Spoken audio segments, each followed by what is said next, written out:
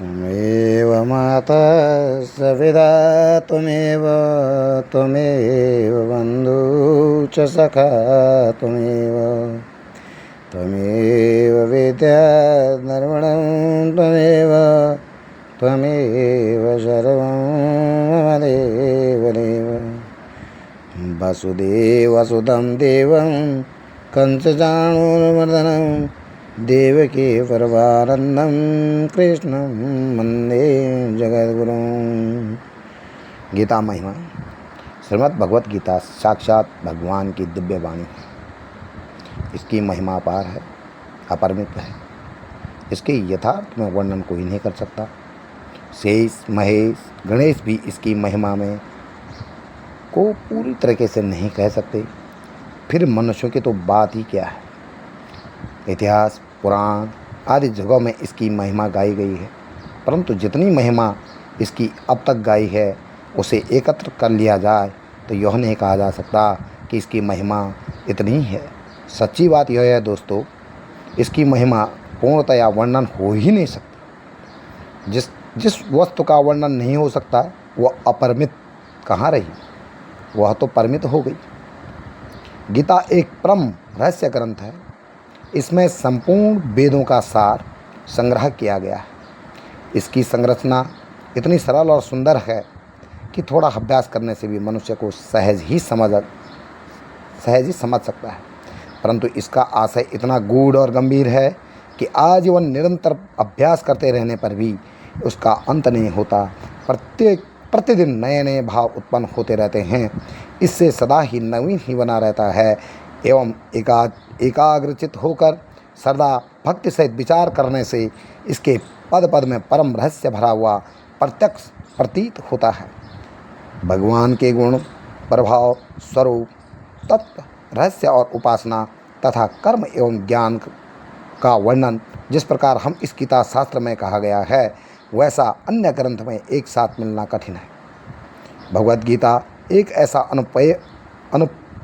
अनुपमेय शास्त्र है जिसका एक भी शब्द सत उपदेश से खाली नहीं है। गीता में एक भी शब्द ऐसा नहीं है जो रोचक कहा जा सके। इसमें जितनी बातें कही गई हैं वह सभी अक्षरश यथार्थ हैं। सत्य स्वरूप भगवान की वाणी में रोचकता की कल्पना करना उसका निरादर करना है। गीता सर्वशास्त्रमयी है। गीता में सारे शास्त्रों का सार भरा हुआ है। इससे सारे शास्त्रों का खजाना कहें तो अतिशयोक्ति नहीं होगी। गीता भली भांति ज्ञान हो जाने पर सब शास्त्रों का तात्विक ज्ञान अपने आप ही हो सकता है।